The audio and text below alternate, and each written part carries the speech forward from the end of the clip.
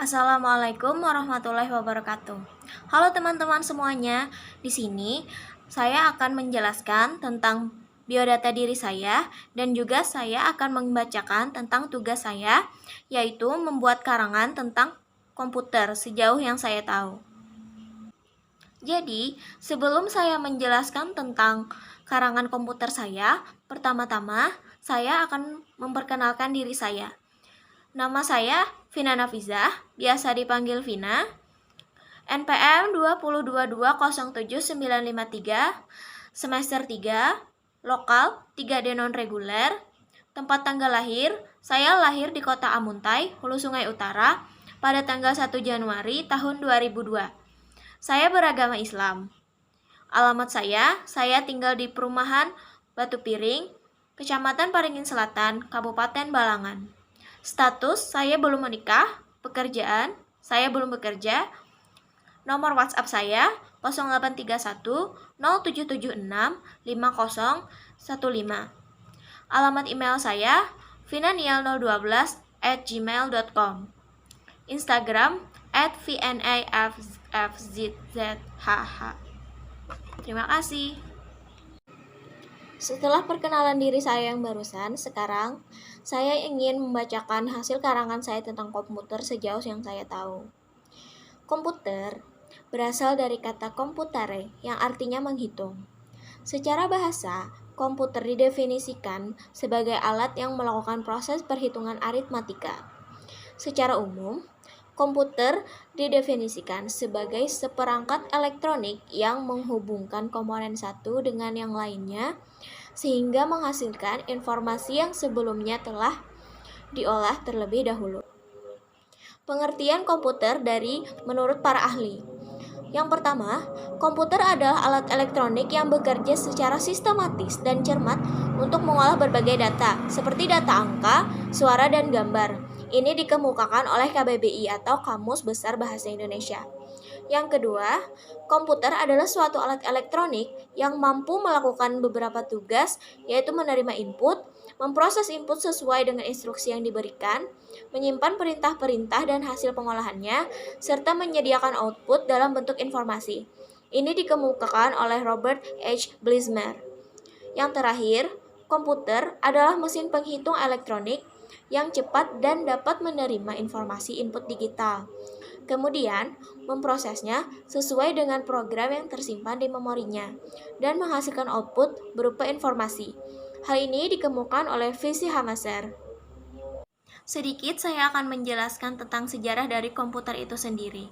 Sejarah komputer berkaitan erat dengan perhitungan aritmatika.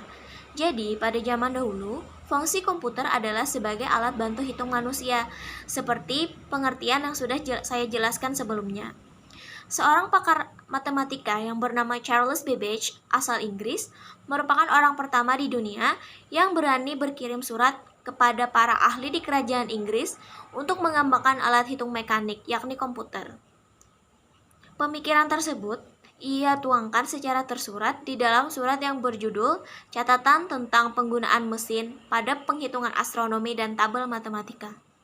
Surat tersebut dia kirimkan pada tanggal 14 Juni tahun 1822. Ide Charles tersebut dilatar belakangi oleh persoalan seringnya orang-orang pada masa itu melakukan kesalahan hitung, meskipun telah menggunakan tabel matematika, sehingga dia ingin mengembangkan mesin hitung secara mekanik yang terinspirasi dari perkembangan mesin hitung yang dikerjakan oleh Wilhelm Schichat, Blaise Pascal, dan Gottfried Leibniz.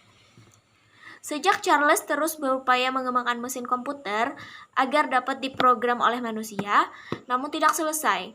Kemudian, mesin itu dilanjutkan oleh anaknya, salah satu bagian dari mesin diferensial yang dirakit oleh putranya kini dapat dilihat di Museum Sains London.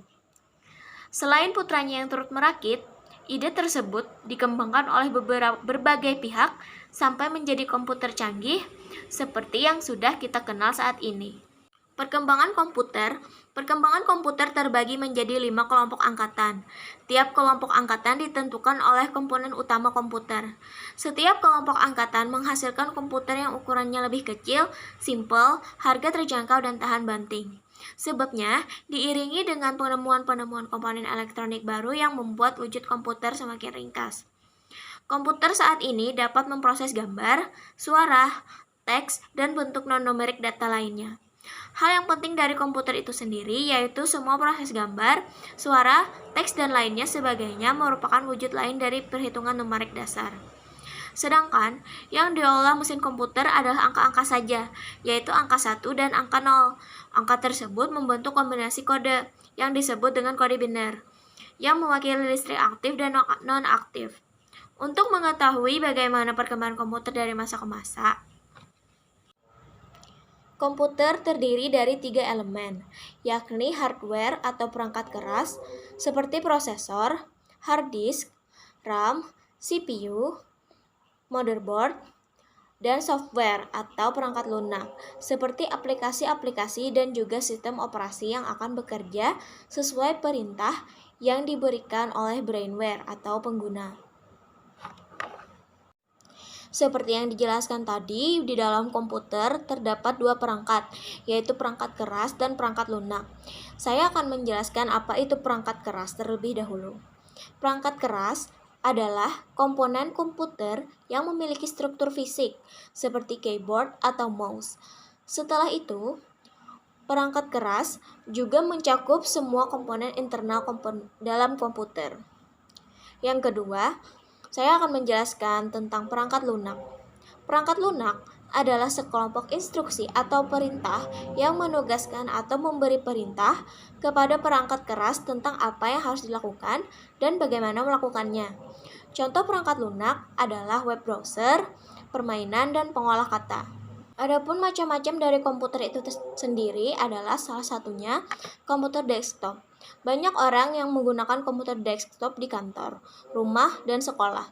Komputer desktop dirancang untuk ditempatkan di atas meja.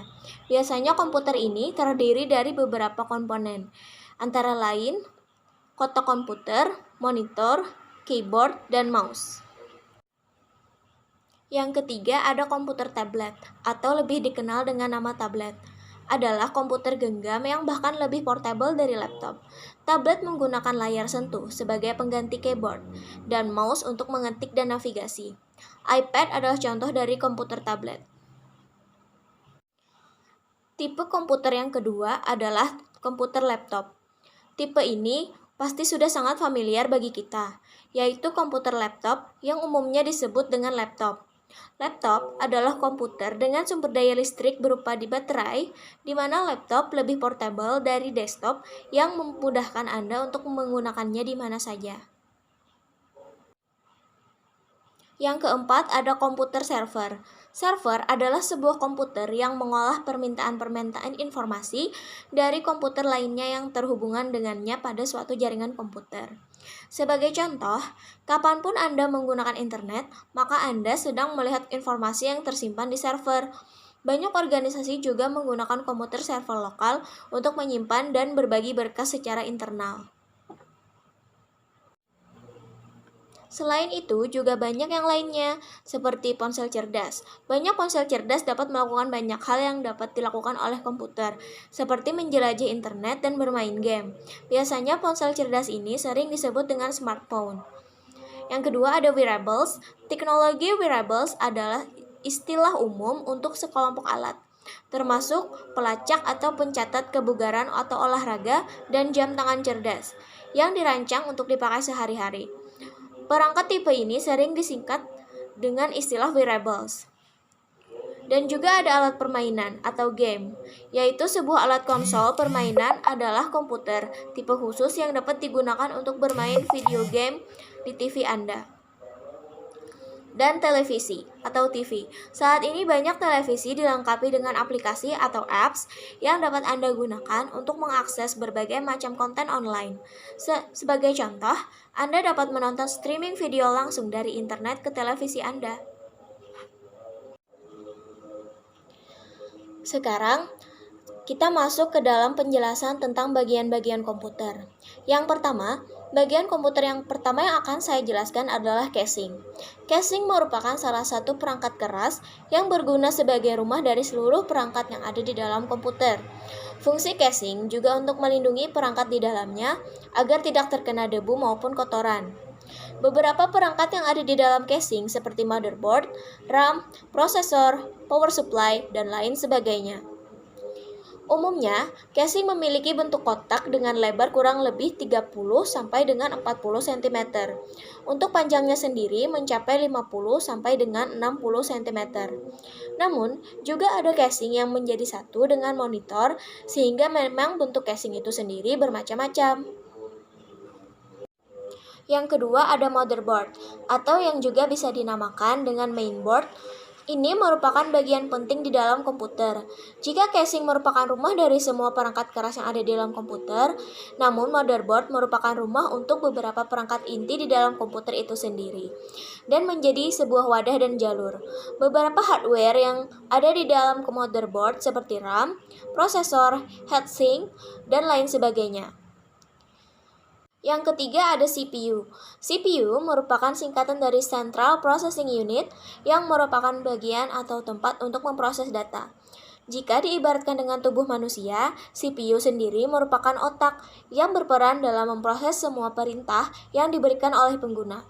CPU memiliki peran penting dalam mengatur dan mengendalikan semua aktivitas komputer, baik menerima maupun mengeluarkan inputnya ke layar. Perkembangan CPU juga semakin lama semakin baik. Hal ini terbukti dengan banyaknya CPU yang memiliki kecepatan sangat tinggi. Namun harga yang harus Anda keluarkan juga sesuai dengan kualitasnya. Selanjutnya ada RAM. RAM merupakan singkatan dari Random Access Memory, yang mana bagian komputer yang satu ini memiliki peranan yang tak kalah penting dengan prosesor atau CPU. Fungsinya adalah untuk menyimpan data sementara, yang mana data tersebut didapatkan dari hard disk, data dari program, maupun data yang berasal dari input atau output. Selanjutnya, ada VGA atau Video Graphics Array, adalah nama lain dari kartu grafis. Kartu grafis ini merupakan media penyimpanan grafis yang mana ia dapat menerima perintah dari prosesor untuk memproses data yang kemudian ditampilkan dalam bentuk visual. Lanjut ada monitor. Monitor adalah bagian komputer yang berperan sebagai penampil gambar atau output. Ada 3 jenis monitor yang ada. Yang pertama dinamakan monitor tabung, kedua dinamakan LCD, dan yang ketiga dinamakan sebagai LED. Selanjutnya ada LAN atau Wi-Fi card. Kedua hardware komputer ini berguna untuk menghubungkan antara komputer ke sambungan jaringan LAN atau Wi-Fi. Dan juga ada sound card. Sound card merupakan bagian komputer yang digunakan untuk menampilkan output berupa suara atau sound. Sound card memiliki beragam bentuk dan merek. Sound card ini juga termasuk bagian eksternal, sehingga meskipun tidak dipasang di komputer, komputer akan tetap bisa berfungsi dengan baik. Selanjutnya ada hard disk atau SSD. Sama halnya dengan RAM, kapasitas hard disk atau HDD pun semakin lama juga semakin meningkat. Selain itu, ada banyak merek hard disk yang terkenal. Belum lagi sekarang sudah ada versi baru dari hard disk yang dinamakan SSD, yang kerjanya mirip dengan flash disk. Dan ada optical drive. Optical drive merupakan salah satu perangkat keras komputer yang bersifat eksternal. Artinya, meskipun perangkat ini tidak dipakai di komputer, komputer tetap bisa berjalan dengan baik. Selanjutnya ada power supply. Power supply adalah bagian yang juga memiliki pengaruh besar terhadap jalannya komputer. Sama halnya dengan namanya, PSU atau power supply berfungsi sebagai tempat atau wadah penerima daya listrik ketika komputer Anda pertama kali dicolokkan. Kemudahan power supply juga termasuk kebutuhan komputer itu sendiri. Jika menginginkan komputer gaming, maka power supply yang harus digunakan sudah tentu berbeda dengan power supply untuk kebutuhan mengetik atau mengerjakan tugas. Terakhir ada keyboard atau mouse. Kedua benda ini adalah dua perangkat keras komputer yang termasuk perangkat input. Kedua perangkat ini juga merupakan perangkat eksternal, sehingga meskipun komputer Anda tidak dipasangi salah satu dari keduanya, tetap bisa berjalan dengan baik. Sama halnya dengan bagian lainnya. Bagian komputer yang satu ini juga memiliki beragam merek terkenal dan harganya pun juga beragam. Adapun manfaat dari komputer, seperti yang kita tahu, komputer mampu menyimpan, mengambil, dan mengolah data. Dan seperti yang sudah umum diketahui juga, kita dapat menggunakan komputer untuk mengetik dokumen, mengirim email, bermain game, dan menjelajah website. Dan juga kita dapat menggunakannya untuk mengubah atau membuat spreadsheet, presentasi, dan bahkan video. Akhirnya, saya mengucapkan banyak terima kasih kepada Bapak dosen dan juga teman-teman yang sudah menyimak video saya dari awal sampai akhir, serta penjelasan tentang materi komputer saya yang sejauh saya ketahui. Semoga video ini bermanfaat dengan baik untuk semuanya. Jika ada kesalahan penyampaian, saya mohon maaf sebesar-besarnya. Sekian, terima kasih sekali lagi telah menyimak video saya. Akhir kata, saya ucapkan Assalamualaikum warahmatullahi wabarakatuh.